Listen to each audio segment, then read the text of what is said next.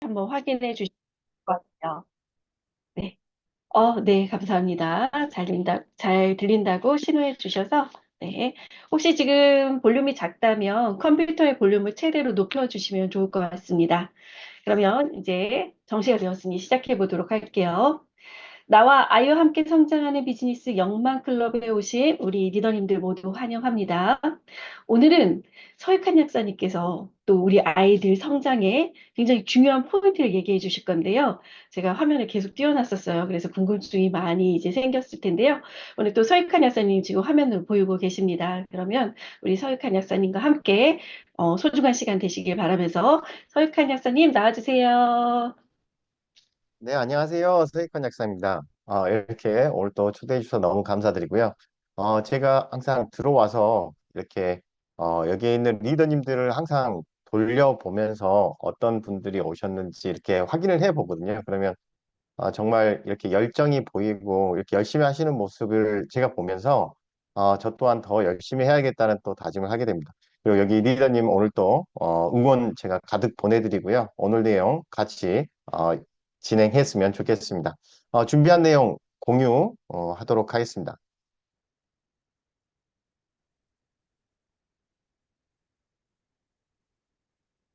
잘 보이신가요? 예, 그럼 진행하도록 하겠습니다.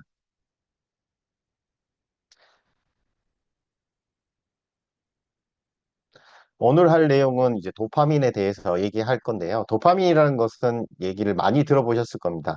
도파민은 어떻게 보면 우리에게 동기부여를 해주고 인류가 어떻게 보면 진화할 수 있게끔 해줬던 그런 또 모험가의 정신을 나타내게끔 해주고 동기부여를 해줬던 그런 좋은 호르몬이죠. 근데 이 도파민이라는 호르몬이 너무 자극을 과하게 하다 보니까 우리 인간이 도파민 인류 시대가 되면서 도파민 중독에 빠져들게 되었습니다. 그런 게 어떻게 보면 당연하다고 여길 수밖에 없는 이유가 너무 도파민 분비를 잘 하게끔 스마트폰이라든지 AI가 너무 발달한 거죠. 지금 이쪽에 있는 남자분이 어떤 분이냐면, 가상의 인물입니다. 스마트폰 중독된 사람 해가지고 AI에게 어떤 사람인지 사진을 보여달라고 해서 생성된 그림이에요. 이게 사람이 아니라 어떻게 보면 AI가 그린 가짜 그림이라고 볼 수 있겠습니다. 이 정도로 잘 만드는 AI의 능력 때문에 우리는 도파민에 빠져 있고 중독이 되어 있고요. 그 다음에 AI 또한 스마트폰에 중독된 사람은 밤에 이렇게 핸드폰을 보면서 잠을 못 이루는 사람의 모습이라는 것을 AI도 알고 있다는 겁니다. 그래서 우리의 인간은 도파민 인류 시대에 유튜브 쇼츠라든지 뭐 인터넷에서 흔히 보는 인스타라든지 페이스북 이런 거에서 계속해서 우리는 빠져들고 있다는 거죠. 저도 경험을 하고 있지만 쇼츠를 한번 보다 보면 계속해서 이게 1시간, 2시간이 지나간지 모르면서 계속해서 그걸 보게 됩니다. 그런 것들이 어떻게 보면 마케팅을 통해서 우리 인간을 도파민의 중독에 빠뜨리고 있지 않는지 한번 체크해 볼 필요가 있다는 거죠. 그래서 오늘 할 내용은 도파민이라는 것은 어떤 것이냐라고 했을 때 우리에게 즐거움을 주고요. 쾌감을 주게끔 하지만 성취감을 느낄 수 있게끔 하면서 동기부여를 해주는 호르몬입니다. 즉 어떤 느낌으로 보시면 되냐면 내가 어떠한 목표를 위해서 열심히 일을 해가지고 그걸 성취하는 순간 쾌감이 오는 것들, 즉 예를 들어서 등산이라고 생각을 할 수도 있고요. 우리 아이들 같은 경우 어려운 문제를 막 풀다가 이것을 정답을 맞췄을 때 그 오는 쾌감, 그런 것들이 도파민에 의한 작용이라고 할 수 있습니다.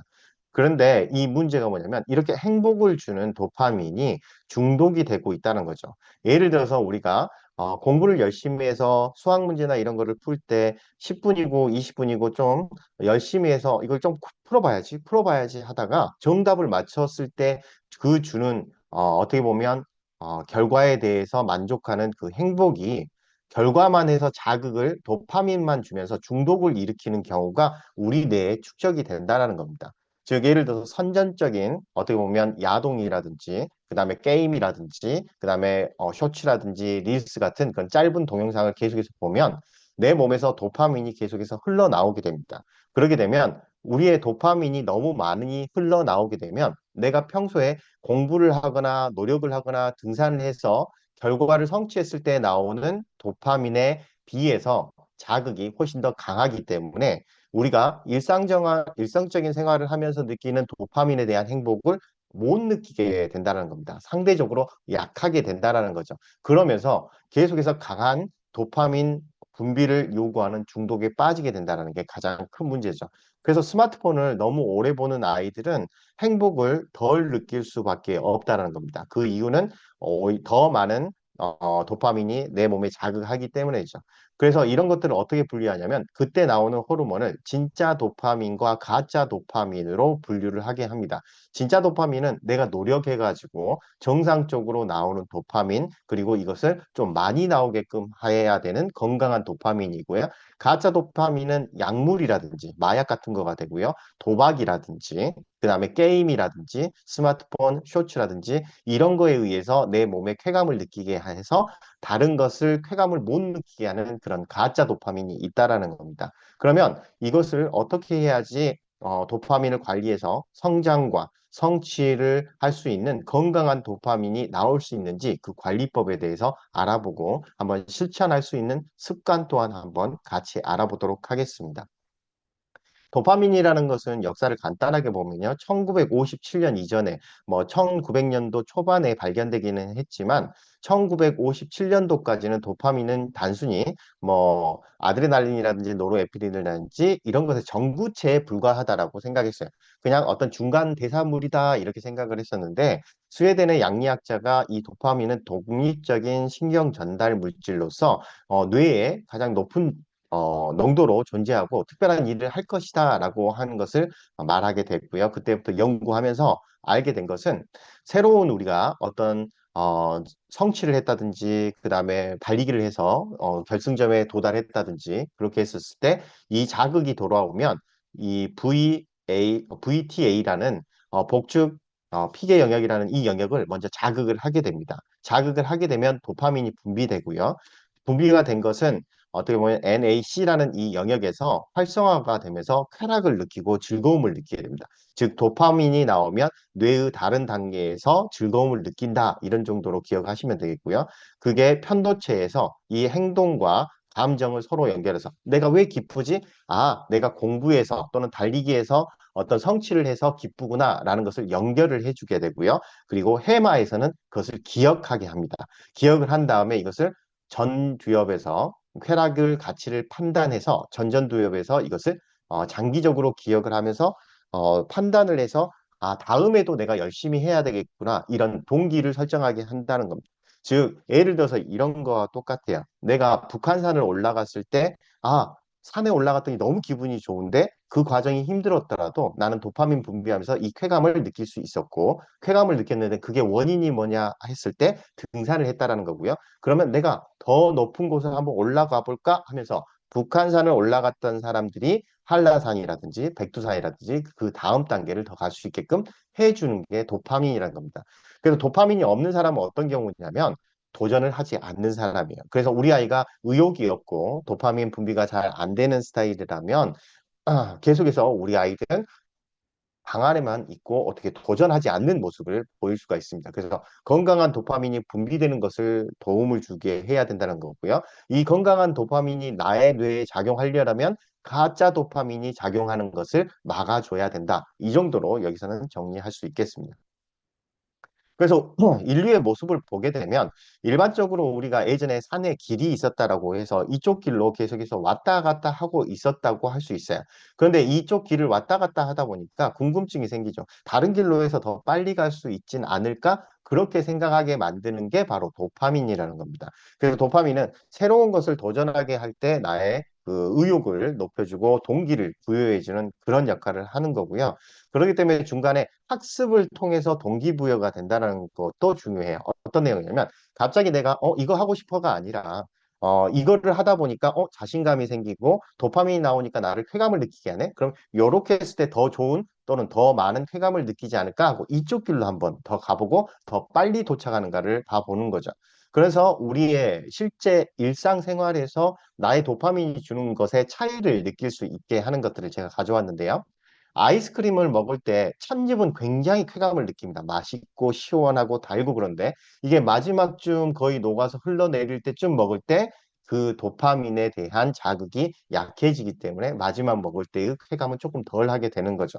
그리고 이런 익숙해질 경우에 점점점 내가 먹을 때 새로운 도전을 찾도록 해주는 게 바로 이겁니다. 그래서 이거를 마케팅적으로 이용한 뭐 나쁜 건 아니고요. 계속해서 끝까지 아이스크림을 먹을 때 도파민이 분비되면서 쾌감을 느끼게 하는 방법이 뭐였냐면 처음에는 계속해서 아이스크림 먹게 하다가 마지막 도파민 분비가 적게 될 때 초콜릿 꼭지 부분이 나오는 게 바로 이 부분이라고 생각을 하시면 되겠습니다. 그래서 계속해서 도파민을 느껴서 행복을 느끼게 하기 위해서 그런 방법을 하듯이 우리의 아이들에게도 좋은 도파민, 좋은 동기부여 이렇게 하기 위해서는 하나씩 하나씩 작은 예를 들어서 줄넘기를 하고 있는 아이들에게 줄넘기 처음부터 100개 하라고 하면 왜 좌절하기 때문에 처음부터 한두 개 했을 때, 오, 이렇게 잘하네? 이런 식으로 칭찬을 해주면서 10개 한번 해볼까? 그 다음에 20개 해볼까? 그 다음에 2단 뛰기 해볼까? 이렇게 차근차근 해서 성취감을 단계별로 느끼게 하는 게 중요하다는 겁니다.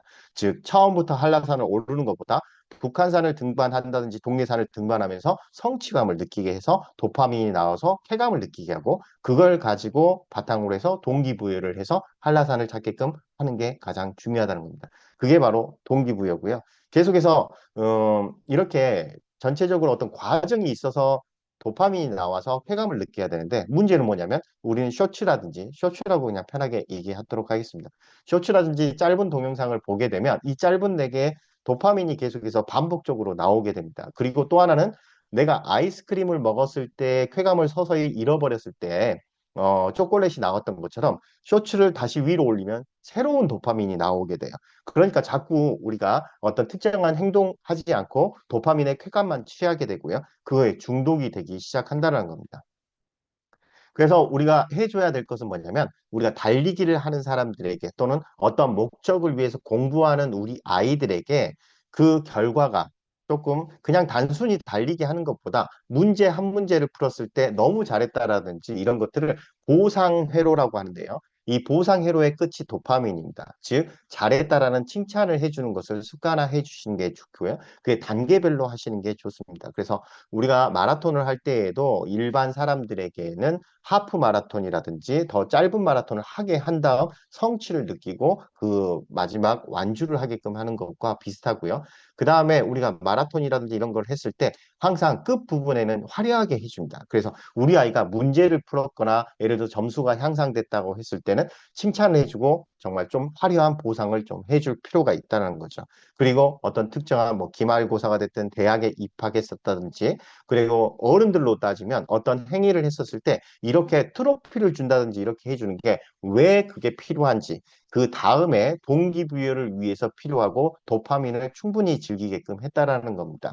그래서 우리가 세계 챔피언 같은 경우에 복싱 선수들이죠. 뭐 알리가 됐든 뭐 타이슨이 됐든 이런 사람들이 처음에 데뷔하는 프로 무대에 데뷔하기 전에 자기보다 체급이 조금 낮거나 실력이 떨어지는 사람들을 대상으로 먼저 승리를 맛보게 했다라는 겁니다. 그게 정상적인 도파민이 나오게 하는 방법이죠.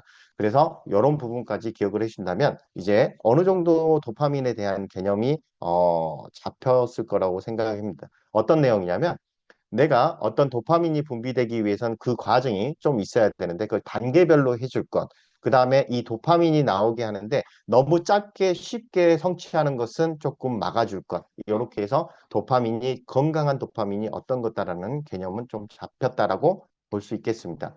그런데 이런 도파민들이 조금 적게 나오는 경우는 우리 아이들의 뇌를 조금 어떻게 보면 차갑게 만든다고 할 수 있어요. 이건 뇌파를 본 사진인데 정상적인 아이들 같은 경우에는 빨간색이 활성화된 부분입니다. 그래서 이렇게 활발하게 움직이고 있는데 ADHD 가지고 있는 아이들에게는 도파민 분비가 좀 덜 나오게 되고 쾌감도 덜 느끼게 되는데 이런 아이들은 조금 이렇게 빨간색으로 된 부분이 적고요. 특히 앞부분, 전두엽이라든지 전전두엽 같은 경우에는 이렇게 거의 반응이 없는 것을 알 수 있어요. 어떤 특정한 행동을 했을 때도 정상적인 아이들에게는 전체적으로 골고루 어떻게 보면 빨간색이니까 이렇게 온도가 조금 활성화되어 있는 것을 알 수 있는데 이런 ADHD를 가지고 있는 아이들은 파랗게 되어 있다라고 볼 수 있겠습니다. 그래서 뇌 과학자 같은 경우에 MRI를 많이 보기 때문에 이런 상태를 어떻게 되냐면 얼어 있는 상태라고도 할 수 있지만 콜드라고 표현을 해요. 차가워진 상태라고 할 수 있고, 그렇기 때문에 이게 뇌가 차가워졌으니까 행동을 덜 하겠지가 아니라 이것을 억제할 수 있는 능력도 떨어진다라는 겁니다. 그래서 내가 이 도파민을 찾는다든지 자극을 찾기 위해서 계속해서 이거 했다 저거 했다 하는 행동들이 나오는 게 바로 ADHD가 되고 정상적인 도파민에 대한 반응이 없었다라고 할 수 있겠죠.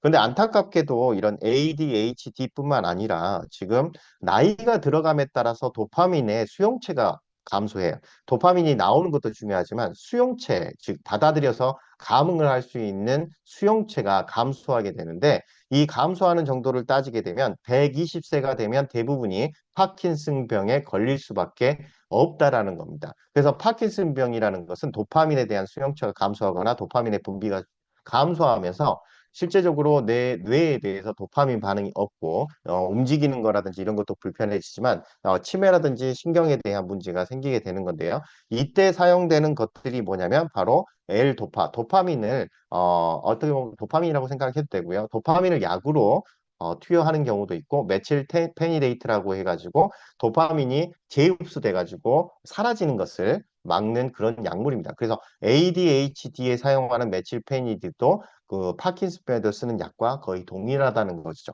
그래서 이 두 가지는 도파민에 대해서 반응이 못한 것들이라는 것을 알 수 있고요. 그래서 여기서 알 수 있는 것은 뭐냐면 ADHD에 의해서 우리 아이가 조금 정신의 집중을 조금 어려워한다라고 한다면 이 도파민을 높일 수 있는 그런 것들이 필요하다는 겁니다. 이 도파민 어떻게 보면 게임이나 이런 거 했을 때 많이 나오는 거 아니야? 그럴 수도 있지만 그건 가짜 도파민이고요. 진짜 도파민이 잘 나와야지 가짜 도파민에 중독되지 않는 거고 진짜 도파민이 잘 나오게 하려면 습관이라든지 그다음에 영양 섭취라는 게 골고루 돼야 된다는 겁니다. 뒤에서 말씀드리겠지만 간단하게 몇 가지만 말씀드리면 도파민이 진짜 건강한 도파민이 나오게끔 하는 것들이 마이크로바이옴 관리라든지 단백질이라든지 그다음에 여러 가지 비타민 D라든지 이런 것들이 있다는 것을 기억을 하셨으면 좋겠습니다.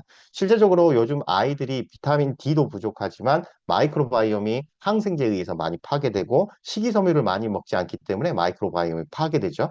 그렇기 때문에 도파민이 정상적으로 나오기도 힘든 상황이 되고요. 단백질 섭취, 즉 우리 아이들이 먹는 패스트푸드라든지 단 것들을 많이 먹기 때문에 단백질에서 만들어지는 도파민 분비가 수월하게 되지 않아서 정상적인 건강한 도파민이 안 나오고 결국 외부에서 안 좋은 가짜 도파민에 의해서 그 중독이 되고 있다는 것을 말씀드리고 싶습니다. 그래서 첫 번째를 정리를 하면 도파민은 도전, 성취 뭐 이런 겁니다. 보상 호르몬이라고 할 수 있고요. 성취했을 때 쾌락을 주는 그런 호르몬이고요. 이 도파민이 정상적일 때 동기부여가 되고 다시 도전하고 싶다는 거고요. 부족하게 되면 집중력이 떨어지고 의지가 감소하고 병으로는 ADHD라든지 파킨슨병이라든지 이런 것들과 연관성이 있다는 겁니다. 그래서 우리 아이들에게 지금 영양학적으로 봤을 때 단백질과 마이크로바이옴 파괴라든지 단백질이 부족하고 마이크로바이옴 파괴가 됐다라든지 식이섬유 부족하고 그다음에 마그네슘이라든지 이런 것이 부족했을 상황에서 아이들의 집중력이 떨어질 수 있기 때문에 건강한 도파민을 보급할 수 있는 영양 성분에 대해서 우리가 알고 있었으면 좋겠다라는 것을 다시 말씀드립니다.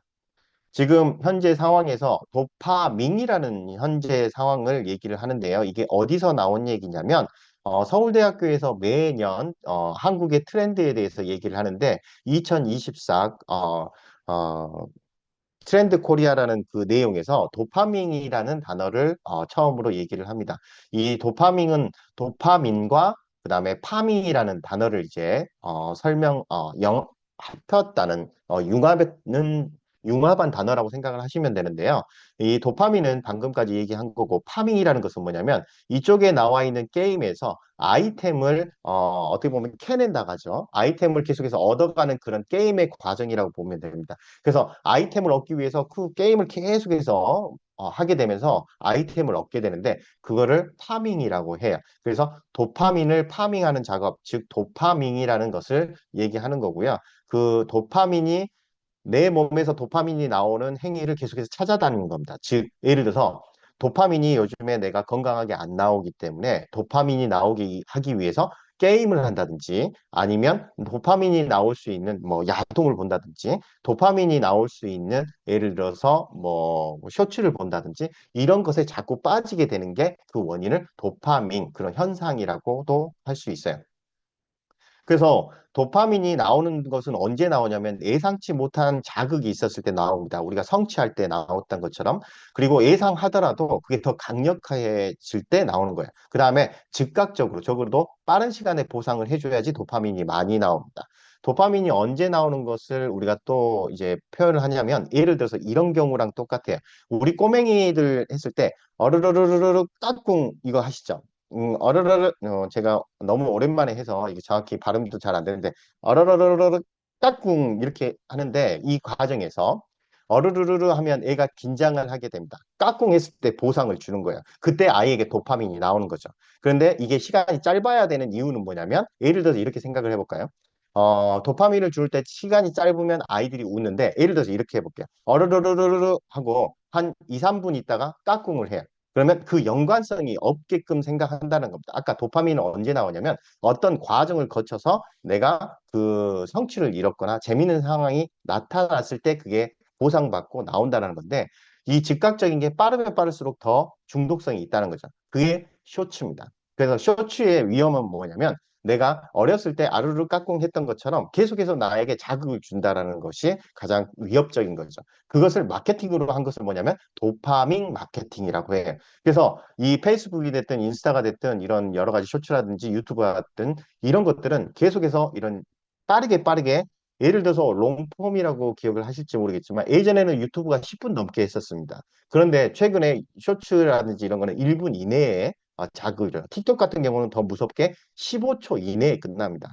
그렇게 이렇게 짧게 해서 어르르 깍꿍을 빨리빨리 해버린다는 것을 기억하시면 되겠어요. 그래서 이 도파민 마케팅이 되기 때문에 이것에 대한 위험도를 알고 있어야 되는데 그 이유는 뭐냐면 어르르 까꿍을 빨리빨리 해서 쇼츠를 빨리빨리 봐서 도파민이 과잉되게 되면 수용체가 감소합니다.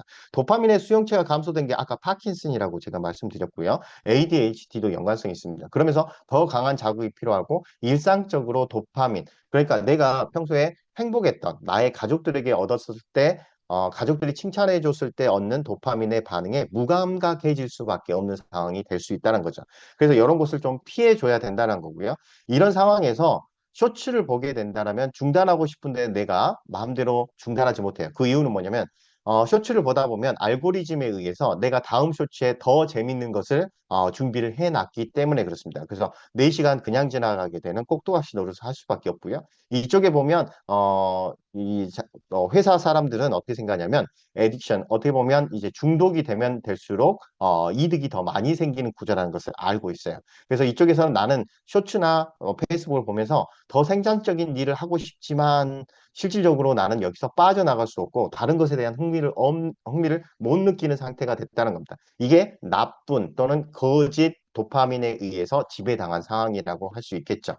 그 결과 어떤 일들이 벌어지는지 한번 또 보도록 하겠습니다.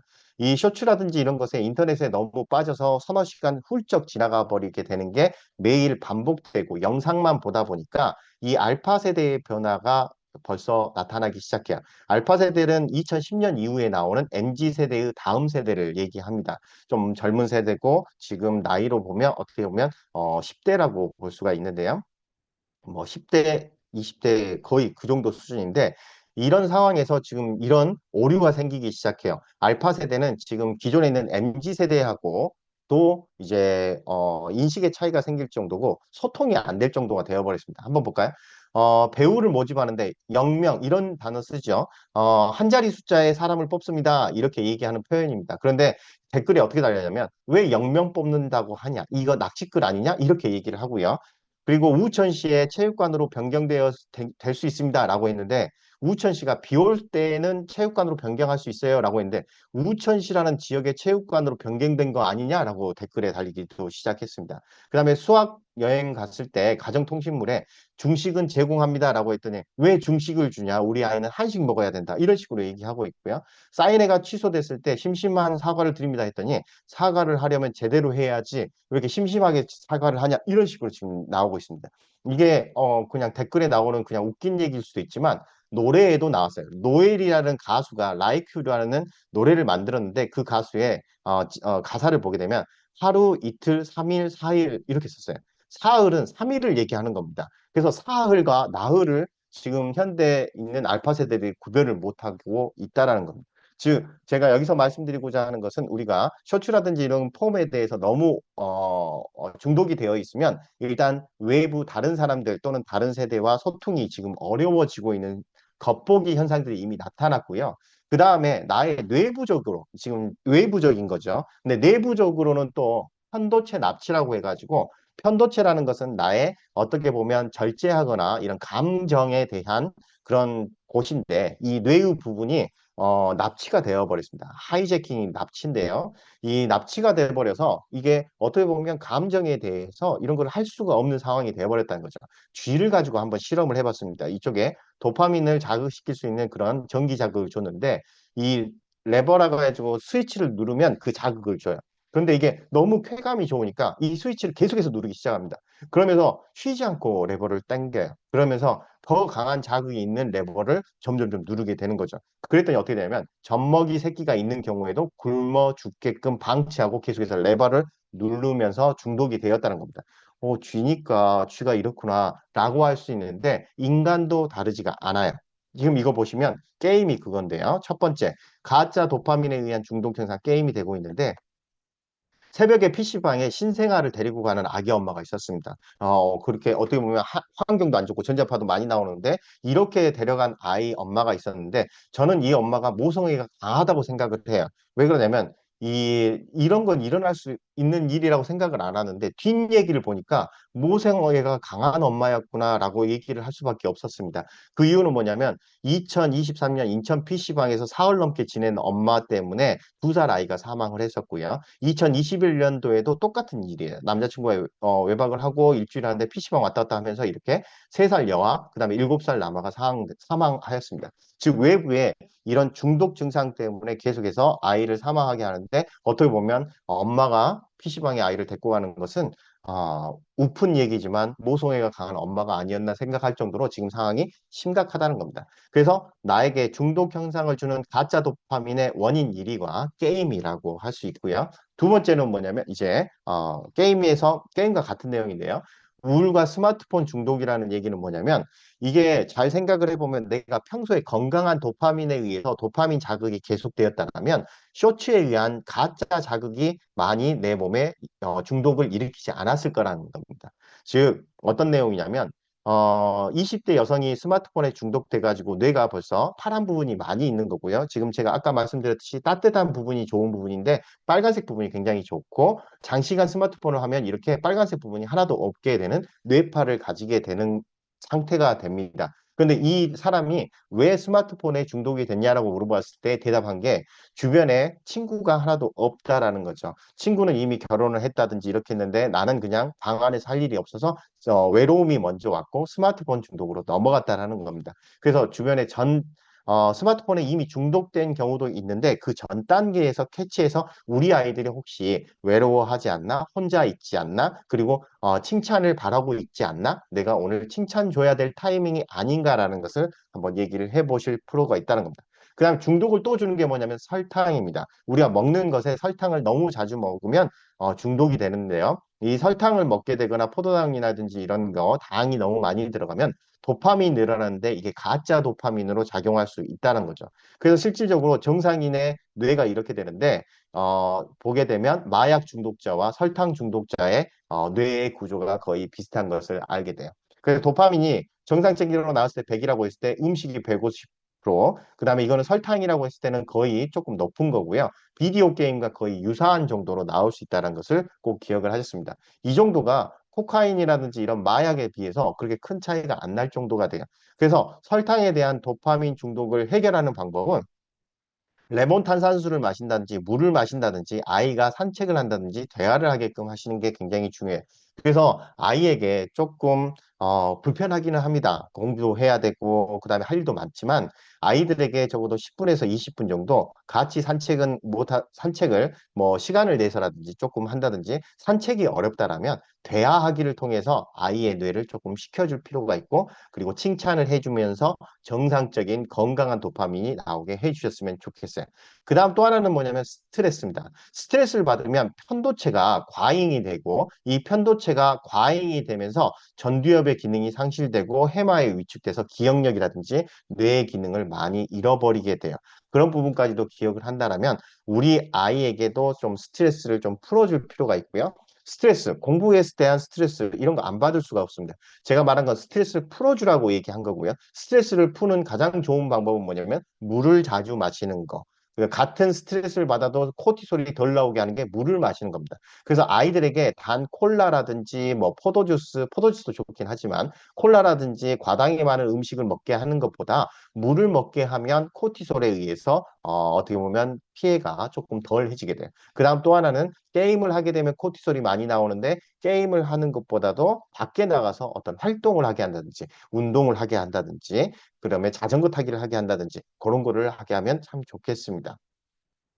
그다음 또 하나는 뭐냐면 우리 아이에만 집중해서 생각을 하지 말고요.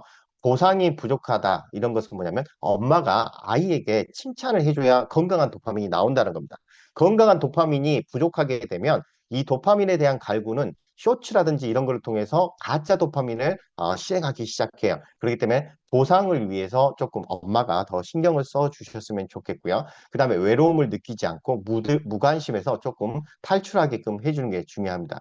그래서 하루에 한 번 이상은 칭찬을 해주려고 노력하고 잠자기 10분 전 이상은 대화를 하시는 게 좀 중요해요. 그리고 그게 칭찬이었으면 더 좋겠습니다. 너 오늘 이거 뭐 안 했지? 이게 아니라 너 오늘 이거 했는데 정말 칭찬해. 이렇게 해서 도파민을 좀 분비되게끔 해주셨으면 좋겠어요. 그리고 나서 할 게 부모가 모범을 보여야 된다는 겁니다. 그 이유는 뭐냐면 부모가 스마트폰에 의존하게 되면 아이가 스마트폰에 의존할 확률이 엄마 아빠가 스마트폰을 의존하지 않는 사람의 2배 정도가 더 스마트폰에 의존하게 된다는 겁니다. 즉 부모님들이 스마트폰을 많이 볼수록 아이들은 스마트폰을 많이 보게 된다는 거고요.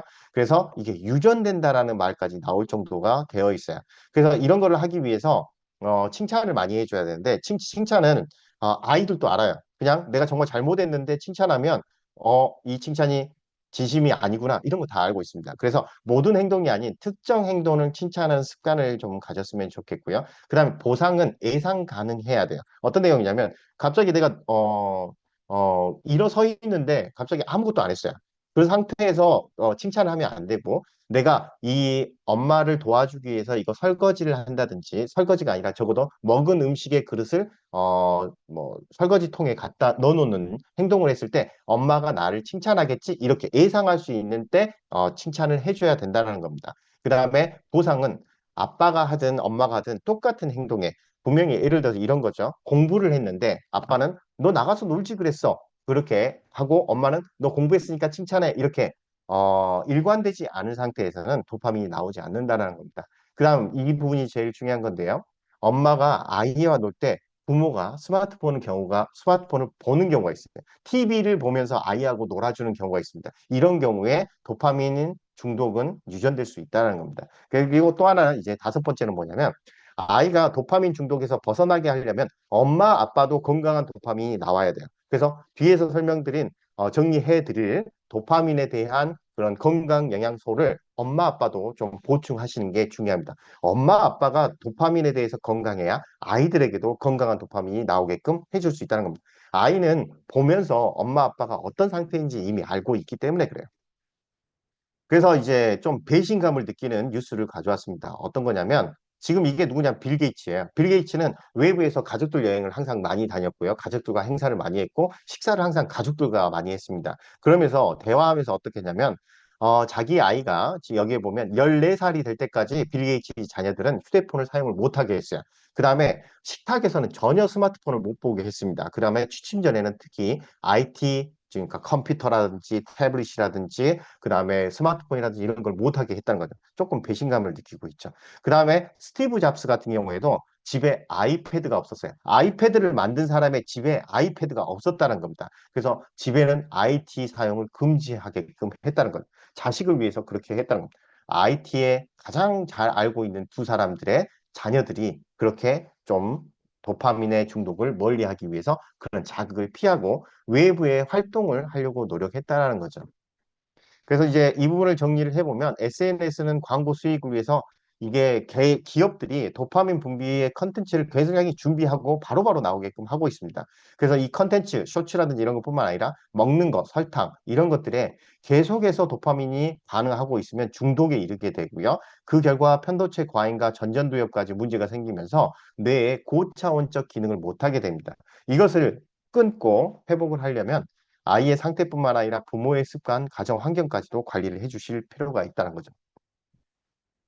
그럼 도대체 도파민이란 건 어디 좋은데? 라고 했을 때 동기부여라든지 이런 것도 해주기도 하지만 아이의 성장에는 성장 호르몬 분비에도 영향을 미칩니다. 이쪽에 여러 가지 있는데 뭐 아미노산이라든지 세로토닌 그다음에 이런 것들이 이 영향도 미치지만 여기에 있는 도파민도 실질적으로 성장 호르몬이 안 나오게 하는 것을 억제해줘요. 그걸 이제 좋게 얘기하면 성장 호르몬이 나오는데 도움된다라고 정리를 할 수 있습니다.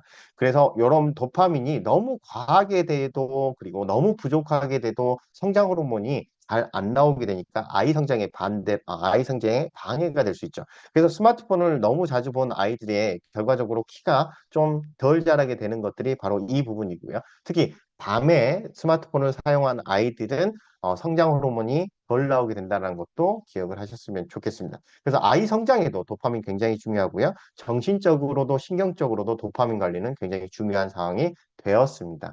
그래서 이런 도파민이라는 것이 떻게 보면 이렇게 전전두엽과 이렇게 복층 피계 영역에서 이렇게 계속해서 자극을 왔다 갔다 해요. 어떤 거냐면 이쪽에서는 지금 도파민 분비해가지고 그걸 기억해 너는 쾌락이야.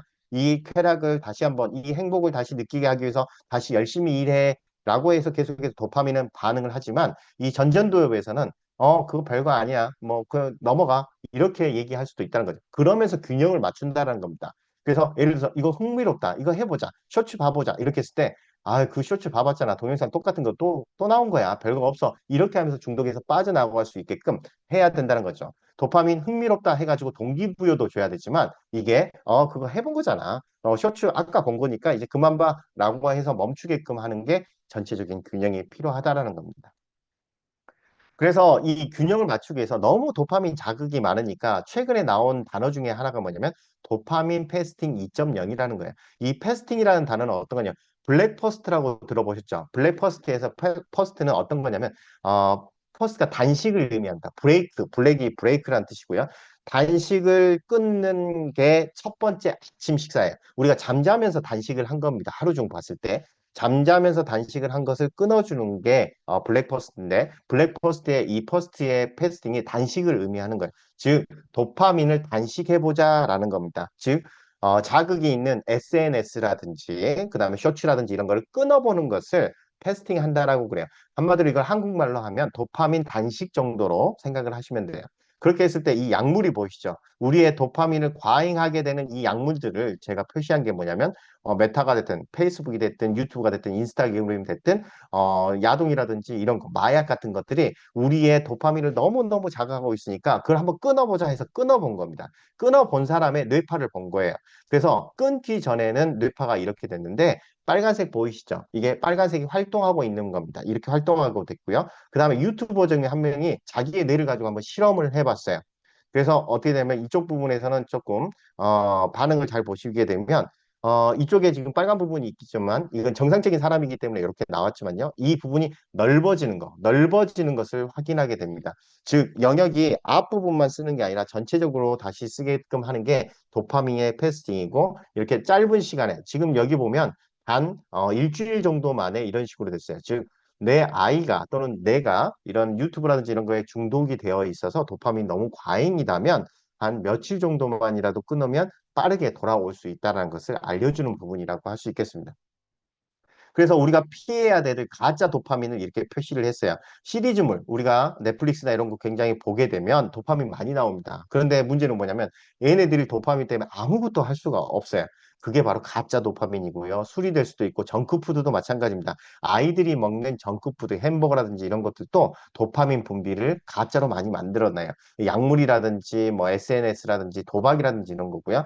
우리가 진짜 실제적으로 이런 가짜 도파민을 막으려면 진짜 좋은 도파민을 만들어내야 그래서 새로운 경험을 해주고 햇볕을 많이 쬐고 실외 활동을 많이 해야 되고 일을 많이 하고요. 좋은 잠을 자고 휴식을 많이 취하고 이렇게 운동을 했을 때 이런 건강한 도파민이 나와서 도파민, 나쁜 도파민에서 피할 수 있다는 겁니다. 그 옆에서 정리해놨습니다.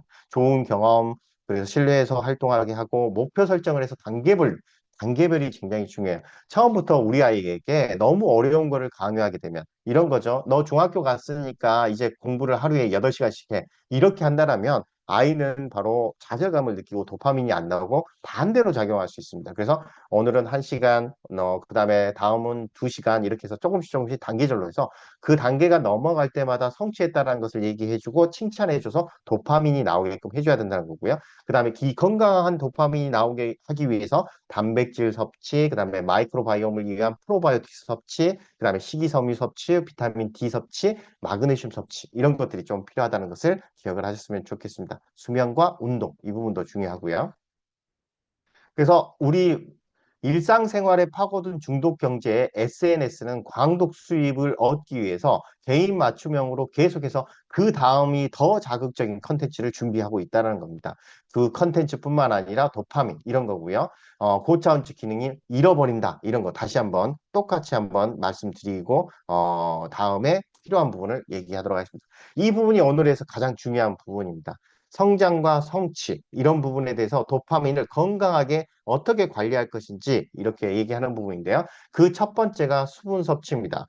다행인 것은 굿모닝 하면서 수분 섭취를 하는 것에 대한 중요성을 알게 돼서 너무 다행인데요. 이 아이들도 마찬가지로 물 마시는 걸 좀 자주 해야 돼요. 근데 물을 마시는데 굿모닝에서 아침에만 마시는 건 하지 마시고요. 추가적으로 하루에 7번 마시게끔 하셨으면 좋겠어요. 그 다음에 이 물이 우리가 더워서 마시는 물이 아니고요. 내 몸에 건강한 도파민을 위해서 마시는 물이라면 미온수로 마시는 게 더 좋습니다. 나의 세포는 우리가 찬물을 먹든 뜨거운 물을 먹든 내가 흡수할 수 있는 온도로 만든 다음에 흡수해요. 그렇기 때문에 내가 흡수할 수 있는 온도인 10도에서 22도씨의 온도에 그 물로 해가지고 섭취했을 때 효과가 가장 좋다라는 연구 결과가 이미 있습니다. 그래서 미온수, 그러니까 찬물보다 뜨거움보다 미온수로 해서 바로바로 자주 하루에 7번 정도 마셔야지만 내 코티솔 분비가 줄어든다라는 거죠. 이 부분은 제가 여러 번 보여드렸지만 중요한 부분이기 때문에 한 번 더 말씀드리면요. 성인들 대상으로 실험을 했는데 포도당이 많이 들어가 있는 우리로 따지면 어떻게 보면 단 음료죠. 그 음료를 마시게 한 사람과 그 다음에 일반적인 그냥 물을 마시게 한 다음에 스트레스를 한번 주게 해봤어요. 깜짝 놀라게 한다든지 실험은 어떻게 보면 다른 걸로 하긴 했지만 스트레스라고 얘기를 하도록 할게요. 스트레스 딱 줬더니 물을 마신 사람들은 그러니까 포도당을 마시는 단 거를 마신 사람들은 콜라라고 표현할게요. 콜라를 마신 사람들은 이렇게 쭉 같은 스트레스 줬는데 코티솔이 쭉 많이 나옵니다. 그에 비해서 물을 마신 사람들은 코티솔 분비가 적게 나와요. 즉 같은 스트레스를 줬음에도 불구하고 콜라를 마신 사람들은 코티솔이 너무 많이 나오게 되는 거고요. 물을 마신 사람들은 이 정도 스트레스는 내가 이길 수 있지라고 하면서 코티솔이 덜 나오게 된다는 겁니다.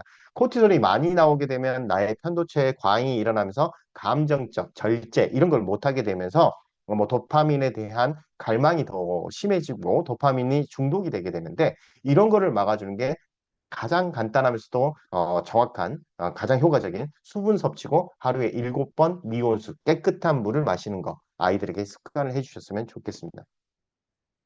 그 다음 두 번째가 비타민 D인데요. 비타민 D는 알코올 중독이 되었다든지 흡연이라든지 대마라든지 약물 중독에 있는 사람들에게는 꼭 필요한 부분입니다. 고갈이 되는 것도 있지만 이 보상회로라고 해서 아까 말씀드렸던 도파민이 나오는 보상회로인데요. 이 보상회로에 대해서 정상화시켜주는 게 비타민 D예요. 비타민 D는 태양에 의해서 우리가 만들어낼 수 있다라고 얘기하지만 현대인들은 비타민 D를 섭취하는 게 바람직합니다.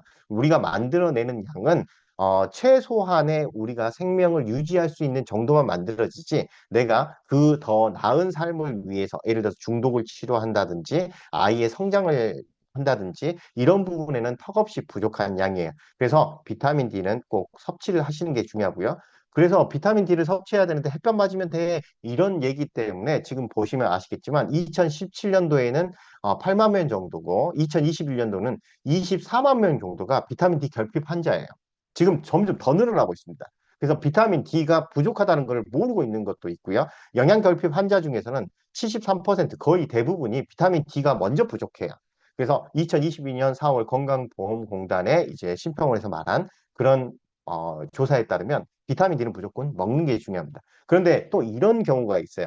칼슘, 마그네슘, 비타민 D 먹고 있으니까 나는 비타민 D 먹고 있어라고 생각을 합니다. 그런데 거기에 들어가 있는 비타민 D는 칼슘을 흡수하기 위한 채소량만 들어가 있어서 비타민 D를 추가해야 된다는 거죠. 그래서 이 아이들 같은 경우 칼슘, 마그네슘, 비타민 D를 먹고 있다? 그럼 비타민 D를 추가로 먹이는 게 중요합니다. 겹치지 않나 이렇게 걱정할 수 있지만 겹치지 않고 겹치더라도 이 양이 많은 양은 아니에요. 충분한 양이긴 하지만 많은 양은 아니기 때문에 아이들도 그냥 성인용 비타민 D가 되어도 괜찮으니까 비타민 D를 추가로 먹이시는 게 중요합니다.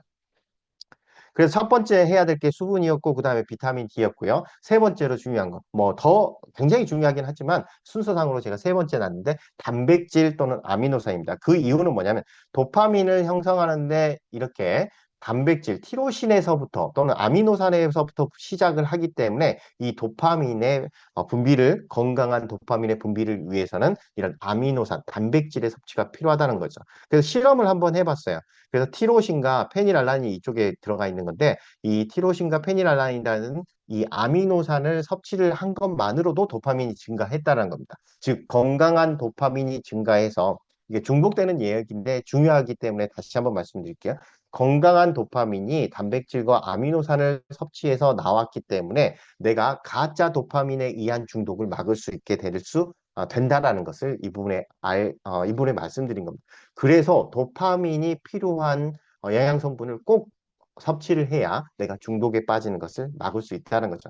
그러면서 이쪽에서 또 중요한 것은 뭐냐면 단백질, 아미노산만 섭취한다고 해서 도파민이 되는 게 아니고요. 중간에 이렇게 작은 글씨로 되어 있는 게 바로 미네랄과 비타민 또한 필요합니다. 그래서 엽산, 철분, 비타민, 마그네슘, 비타민 C, 구리 이런 것들이 필요한데 이거를 각각 아이들이 챙겨 먹으려면 한 움큼 되겠죠. 그런데 이런 것을 한 세트에 넣어 놓은 게 바로 키즈 비타민 같은 아이들이 종합 비타민을 먹어야 되는 이유입니다.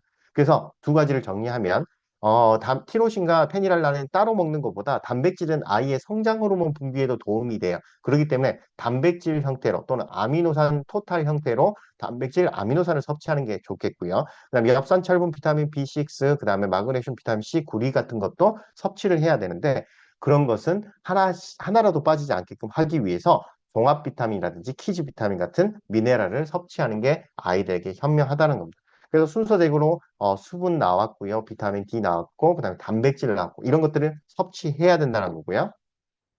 그다음 좀 추가로 얘기하면 마그네슘입니다. 마그네슘은 어른들에게 조금 더 필요한 쪽이라고 말씀드리고 아이들에게도 필요하고요. 칼슘, 마그네슘, 비타민 D 들어가 있는 마그네슘만으로도 아이들은 충분하다고 할 수 있겠어요. 근데 이 마그네슘이 어떤 역할을 하냐면 세로토닌 분비를 촉진합니다. 그래서 세로토닌을 분비를 촉진하니까 조금 기분이 안정화되고요. 불안감이 없어지고 세로토닌은 또 멜라토닌으로 바뀌어서 수면에도 도움이 돼요. 그래서 왜 마그네슘 먹으면 잠을 잘 자죠? 라고 했을 때 이런 부분이라고 할 수 있고요. 또 하나는 글루타메이트라는 것은 이런 걸 억제함으로써 어떻게 보면 도파민이나 세로토닌이라든지 이런 것들의 활성을 조금 더 좋게 해주는 역할을 합니다. 근데 문제가 뭐냐면 이 마그네슘이 악순환이 된다는 게 스트레스를 받으면 이 마그네슘은 어떻게 보면 신경 안정제로서 내 걱정을 덜어주고 뇌를 정상화하는 그런 그런 역할을 하는데 만약에 애가 스트레스를 받게 되면 이 과정에서 내 세포 안에 있는 마그네슘이 세포 밖으로 튀어나가게 됩니다. 그러면서 혈류에 녹아서 이 마그네슘이 소변으로 많이 나가버리게 돼요. 용출되면서 신장을 통해서 배출량이 증가합니다. 그러면서 스트레스를 받으면 내 몸의 마그네슘이 줄어들어요. 그렇기 때문에 마그네슘이 줄어들면 더 스트레스를 받게 됩니다. 그래서 이걸 악순환이라고 했죠. 스트레스를 받으면 마그네슘이 줄고요. 마그네슘이 줄었으니까 스트레스를 더 받게 되는 거죠. 이게 바로 악순환이 되기 때문에 스트레스를 받는 체질이라든지 내가 업무를 과중하게 해서 야근을 많이 했다든지 스트레스를 받거나 아이들 같은 경우 요즘에 걱정거리가 있다든지 스트레스를 받는 상황이라면 이게 마그네슘을 조금 추가해서 칼슘, 마그네슘, 비타민 D라든지 이런 걸 추가해 주실 필요가 있겠습니다.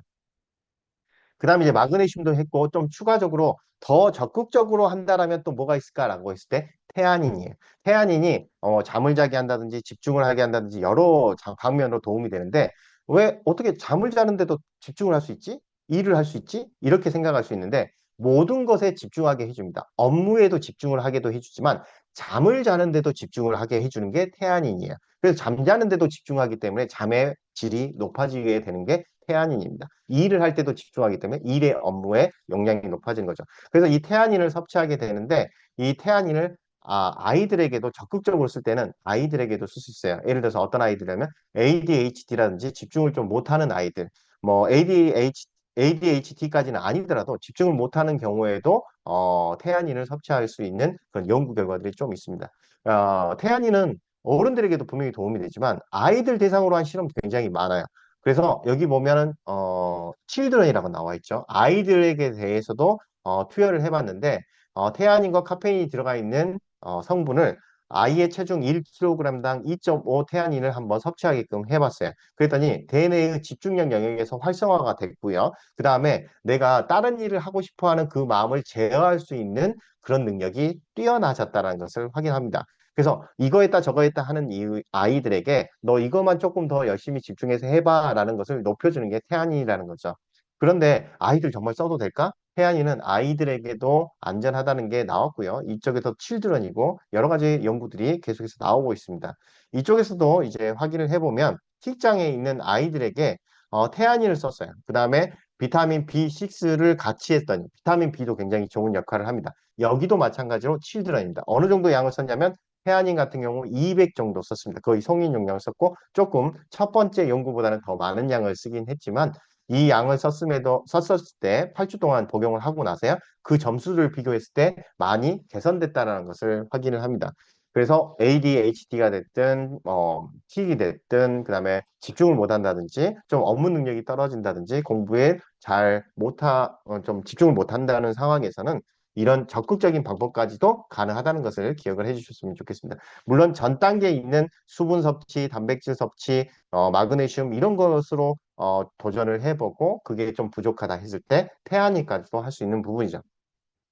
그 다음 뇌에 대한 전체적인 보충을 해줄 수 있는 게 오메가3입니다. 오메가3는 당연히 뇌에 좋다는 건 다 알고 계실 건데 이 뇌가 산화적 스트레스라든지 도파민 중독에 의해서 계속해서 공격을 받는다는 것을 막아주는 게 바로 오메가3입니다. 그래서 오메가3는 또 뇌에 좋다는 건 다 알고 있는데 걱정과 우울감 줄여주고요. 산화적 스트레스 보호하면서 뇌내 피질의 두께, 즉 기억력을 높여준다는 거고 이게 치매 예방에 도움된다는 게 증거가 이겁니다. 알츠하이머 같은 게 뇌내 피질의 두께가 얇아지는 건데 그걸 막아주는 게 오메가3예요. 그 다음에 해마의 크기, 기억력, 아이들에게 단기 기억력을 높여주는 게 바로 오메가3의 기능이라고 할 수 있겠습니다. 그래서 실질적으로 실험을 해봤는데 평균 46세 젊은 성인들을 대상으로 해봤는데요. 오메가3를 연구를 했더니 해마의 부피가 더 커지는 걸 확인했고요. 그다음 추론 능력과 논리적 사고, 이해 능력이 향상된 것을 확인을 해요. 그뿐만 아니라 우리가 평소에 알고 있는 에스키모인 패러독스에서 나왔듯이 심혈관 질환에 대한 효과가 있다는 걸 알고요. 그뿐만 아니라 혈관성 치매, 이 소혈관 질환이라든지 이런 것의 발병률이 더 낮았다는 것을 알고 있게 됩니다. 그러면 이 오메가3라는 것은 지방입니다. 지방을 우리가 섭취했을 때 얘네들이 이 쓸개즙에 의해서 유화가 돼야 돼요. 효소라든지 이런 것들의 영향에 의해서 내 몸에 들어와야 되는데 문제는 뭐냐면 연령에 의해서 아이 같은 경우에 굉장히 이런 부분에 취약한 점을 가지고 있습니다. 한마디로 어떻게 보면 효소라든지 소화액이라든지 췌장액도 마찬가지고요. 이런 것들 쓸개즙이라는 게 훨씬 더 덜 나오고 나이가 들어감에 따라서 덜 나와요. 그래서 이쪽 부분에 해서 아래쪽에 있는 나이대, 젊었을 때라든지 노년층 같은 경우에 우리가 오메가3를 먹게 되면 끄억끄억 소화를 못하는 경우가 있고요. 소화를 못하기 때문에 효과가 떨어지는 경우가 있습니다. 이쪽에서 나타났듯이 췌장액 같은 경우에도 이렇게 나이가 들어가면서 떨어지는 경향이 있어요. 그러니까 모든 소화 효소가 나이가 들어가면서 떨어지고 그다음에 너무 어렸을 때도 떨어집니다. 어떤 얘기를 하고 싶은 거냐면 나의 효소 소화액이라든지 쓸개즙이 적게 나오는 상황에서 오메가3를 선택할 때 쓸개즙에 대한 처리가 되어 있는 오메가3를 섭취하는 게 좋다라는 겁니다. 그래서 예전에는 그냥 캡슐 큰 걸로 해서 섭취를 했었지만 최근에는 쓸개즙 처리가 된 게 나와 있죠. 그래서 훌륭하신 리더님께서 아마 어, 채팅방에 그 오메가3가 어떤 오메가3인지 올려주실 거라고 생각이 듭니다. 제가 그거는 직접적으로 말씀 못 드리겠지만 어떤 오메가3가 있다는 건 다 알고 계시죠. 그 다음 이제 오메가3 얘기했고요. 그 계속해서 나오는 영양 성분 중에서 또 중요한 게 뭐냐면 프로바이오틱스입니다. 장내 미생물이라고도 할 수 있는 거고요. 프로바이오틱스만 생각하지 마시고 저는 여기다 플러스 논문에 나온 거기 때문에 이제 프로바이오틱스만 있는데 플러스 여기다 저는 식이섬유까지 쓰고 싶어요. 그래서 프로바이오틱스가 정말 효과를 내고 싶으면 프로바이오틱스에 식이섬유까지 같이 들어가 있으면 좋겠습니다. 그 결과 만들어낸 게 단세지방산이죠. 그러면 단세지방산이 건강한 도파민을 만들어낼 수 있다는 겁니다. 뚜레 증후군, 즉 특장애 같은 경우에 장내 미생물에 뚜렷한 차이가 있다는 것을 발견해요. 이쪽 부분에 나온 겁니다. 지금 빨간색으로 되어 있는 군이 어떤 거냐면 T장애가 있는 사람의 장내 미생물 퍼센트 비교고요. 이쪽에 있는 것은 그냥 어떻게 보면 일반 정상적인 아이의 장내 미생물입니다. 이렇게 두 개가 구별이 명확하게 차이가 났다는 거예요. 즉 T장애가 있는 아이들에게 장에서 이상한 균들이 조금 독특한 균이 많이 발견되고 정상적인 균들은 아이가 T장애가 있으면 안 가지고 있다는 게 발견됐다는 겁니다. 그래서 균들이 조금 다르다는 것을 알게 돼요. 그뿐만 아니라 T장애, 투렛 증후군뿐만 아니라 우울증 가지고 있거나 조혈증, 조울증이라든지 정신분열 같은 경우 질환을 가지고 있는 경우에 장내 미생물이 좀 차이가 났다는 연구 결과가 네이처에도 실렸습니다. 최근에 2023년에 나온 논문인데요. 그러니까 장내 미생물이 잘못되어 있으면 여러 가지 문제에 의해서 멘탈 디스오더 지금 정신적인 문제를 일으킨다는 게 연구 결과로 나와 있고요. 아이들 같은 경우에는 틱이라든지 ADHD라든지 이런 부분에도 영향을 미칠 수 있다는 것을 말씀드릴게요. 제가 잊어먹을 것만 써놨는데요. 리더님 축하드립니다. 더 좋아질 겁니다. 이거는 어떤 내용이냐면 제가 아마 틱하고 ADHD에 대해서 작년 겨울 정도에 한번 얘기를 했었고 거기에 대해서 한번 시도를 해보려는 게 뭐 마이크로바이옴이라든지 프로바이오틱스라든지 비타민 D라든지 이런 거를 섭취하라고 제가 가이드라인을 드렸었는데 그거를 실질적으로 한번 해보신 리더님들이 있었어요. 그래서 리더님들이 그거 하고 나서 최근에 제가 목표 설정에서 이제 외부로 지금 많이 나갔다 왔었는데 거기에서 대화를 하면서 말씀하시더라고요. 굉장히 많이 좋아졌다라고 얘기하시더라고요. 그래서 이거는 좀 배우는 거라든지 공부하는 거에서 끝내지 마시고 실질적으로 한번 적용해 보시면 생각보다 한 6개월 정도 잡으시면 효과가 나타납니다. 그래서 이런 부분에 대해서 정해진 부분에 좀 효과를 조금 자신감을 가지시고 한번 주변에 권해주시면 좀 시도를 해보시면 더 좋을 것 같아요. 그리고 저는 꾸준히 하시면 그 아이가 더 좋아질 거라고 저 확신합니다. 다시 한번 또 응원 드리고요. 저에게 또 말씀해 주셔서 그 리더님께 너무 감사의 말씀을 이 자리를 빌어서 또 말씀드리고 싶습니다. 그래서 지금까지 했던 내용과 추가적으로 나온 내용을 정리를 해봤어요. 그래서 건강한 도파민 영양 정리, 이렇게 영양소 정리 나왔는데요. 이 건강하는 의미는 또 아시겠죠? 지금까지 얘기했던 거. 건강한 도파민이라는 것은 반대로 가짜 도파민, 나쁜 도파민, 중독의 도파민이 있다는 것을 아셨으면 좋겠고요. 중독의 도파민에 빠져드는 것은 뭐냐면 건강한 도파민이 내 몸을 자극을 좋게 해주지 못했기 때문에 만족하지 못해서 중독에 빠지고 쇼츠에 빠지고 빨리빨리 해줘라고 그런 도파민에 빠지게 된다는 겁니다. 그래서 건강한 도파민을 만들어내는 것은 아이에게 필요한 것들이기도 하지만 아까도 말씀드렸듯이 우리의 생활 중에서 부모님들도 도파민이 부족하면 아이들에게도 영향을 미치기 때문에 부모님도 같이 챙기셨으면 좋겠어요. 그의 대표적인 게 첫 번째 했던 거 이제 마그네슘이 있고요. 마그네슘은 스트레스 줄여주고 건강한 뇌를 정상화하고 이렇게 해주는 역할을 하고 오메가3 방금 얘기했던 거 부분이고요. 그 다음에 태아닌도 긴장을 이완시켜주지만 알파파의 뇌파를 만들게 하면서 집중을 하게끔 해줍니다. 그 다음 비타민 B는 계속해서 추가해서 들어왔어요. 비타민 B6, 신경 비타민들을 많이 하는데 비타민 B군을 같이 먹게 하시면 좀 도움이 될 것 같아요. 그래서 토탈 섞여 있는 거 꼭 하나 비타민 B6만 먹어야지 비타민 B9인 뭐 엽산만 먹여야지 이렇게 하지 마시고 비타민 B가 들어가 있는 것들을 섭취하게끔 하시면 뇌 건강에 도움이 될 것 같습니다. 그래서 프로바이오틱스 플러스 제가 여기다는 써놨어요. 식이섬유, 단세지방산 때문에 이런 장내축 이론을 생각한다면 프로바이오틱스와 식이섬유를 같이 했으면 좋겠습니다. 그 다음에 트립토판 이런 것들이 도움이 되는데 단백질과 아미노산으로 섭취하셨으면 좋겠어요. 왜 그러냐면 성장 호르몬이 나오게 하기 위해서는 단백질 섭취도 중요합니다. 그래서 예를 들어서 트립토판만 구해서 하는 것보다 아이의 정신 건강에도 도움이 되지만 트립토판 뿐만 아니라 아미노산 섭취해서 성장에도 도움이 됐으면 토탈 케어가 되지 않을까 해서 이건 단백질, 아미노산으로 섭취하셨으면 좋겠어요. 그 다음에 중간중간에 가바라는 게 나왔는데 얘는 어떤 식으로 생각하면 좋겠냐면 가바라는 건 신경 전달 물질에 너무 업해가지고 이런 거 과도한 반응을 막아주는 신경 전달 물질인데요. 이런 게 집중에도 도움이 되기도 해요. 근데 이게 어디에 들어있냐? 가바를 그냥 가바로 먹지 말고 아이의 간식으로 너츠를 통해서 보충하면 좋겠습니다. 이 너츠에 굉장히 많은 그리고 예를 들어서 우리가 약이라든지 이런 식으로 해서 섭취하는 가바보다 훨씬 더 양질의 그리고 안전하고 그다음에 좋은 가바 성분이 들어가 있어요. 그래서 너츠, 이렇게 땅콩 무슨 브라질 너츠 뭐 이런 것들 있죠. 그런 세트로 들어가 있는 것을 아이들 간식으로 통해서 먹게 한다라면 이런 부분은 충분히 도움이 됩니다. 그래서 도파민은 이제 성장 호르몬 분비에도 도움이 되고요. 진짜 도파민이 굉장히 중요하다는 것을 알게 되는데 영양 성분뿐만 아니라 습관도 중요하고요. 충분한 물과 영양 성분, 그래서 보상 시스템을 정상화하는 게 중요하고 아까 어떻게 보면 그 전에 봤던 이 사진이 오늘의 핵심이라고 할 수 있겠습니다. 그래서 아이들 영양 성분이 부족하지 않아서 어떻게 보면 건강한 도파민이 나오고 그다음에 짧게 짧게 나를 공격하는 나쁜 가짜 도파민이 내 몸을 중독시키지 않게끔 해주는 그런 상황이 중요하다. 이렇게 정리를 할 수 있겠습니다. 그래서 우리 아이들을 이제 나와야 됩니다. 그래서 다음 티통은 티톡이 계속해서 오잖아요. 그 다음 티통을 보려고 하는데 그 다음 티통은 더 호기심이 갖고 더 파괴적인, 더 충동적인 그런 쇼츠라든지 틱톡이 올라오게 됩니다. 그래서 아이들에게서 그런 부분을 단식할 수 있고 쉴 수 있게끔 해주셨으면 좋겠어요. 그래서 긴 시간 집중해서 감사드리고요. 오늘 준비한 내용은 여기서 마치도록 하겠습니다. 네. 정시에 끝내주셨는데요. 질문이 몇 개 안 들어왔거든요. 우선 좀 네, 해도 될까요? 예. 네.